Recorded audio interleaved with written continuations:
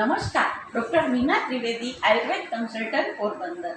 હમણાં આપણે ઔષધીય પ્રયોગ એટલે કે દ્રવ્યોના ગુણ વિશે જોઈએ છીએ. તો આજે આપણે જોઈશું સુપ્રસિદ્ધ ઔષધ બ્રાહ્મી. બ્રાહ્મી આપણે બધાએ નામ સાંભળેલું છે અને બ્રાહ્મી આપણે ખૂબ ઉપયોગમાં લઈએ છીએ. બધી જાહેરાતોની અંદર પણ બ્રાહ્મી તેલ અને એવું બધું આવતું હોય છે. તો આપણે આજે એના ઔષધીય ગુણો જોઈએ. તો ખાસ કરીને બ્રાહ્મી છે એ અપસ્માર એટલે કે હિસ્ટેરિયા અને આંચકી આવવી વગેરે જે રોગો છે એની અંદર ખૂબ જ સારું કામ કરે છે.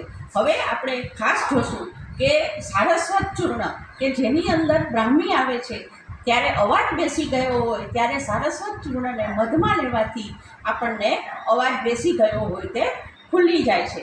બ્રાહ્મી ઘૃત આવે છે તેનાથી સંધિવાત અને ગાંઠો થઈ હોય, આંચકી આવતી હોય, માથાનો દુખાવો હોય એ બધું મટે છે. બ્રાહ્મી ઘૃતનો કોઢની અંદર પણ લેપ કરવામાં આવે છે. હવે જે બ્રાહ્મી તેલ છે એને માથાની અંદર માલિશ કરવાથી જે માથાનો દુખાવો છે, ચક્કર આવવા છે, વાળ ખરવા છે, ખોડો થાવો વગેરે દૂર થાય છે અને બુદ્ધિનો પણ વિકાસ થાય છે.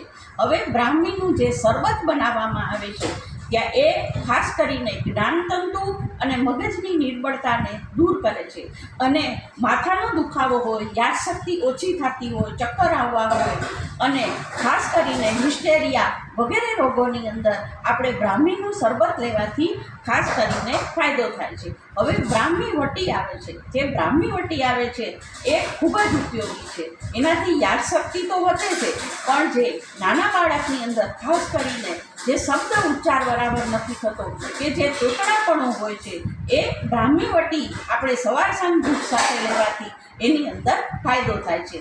તો આવા બધા આપણે બ્રાહ્મીના ઉપયોગ છે. તો આપણે એનો ઉપયોગ કરીએ અને સ્વસ્થ રહીએ. જો તમને મારો વિડીયો સારો લાગતો હોય તો મારા વિડીયોને સબસ્ક્રાઈબ કરો, લાઈક કરો અને શેર કરો.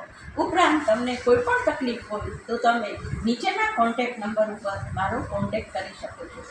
ધન્યવાદ.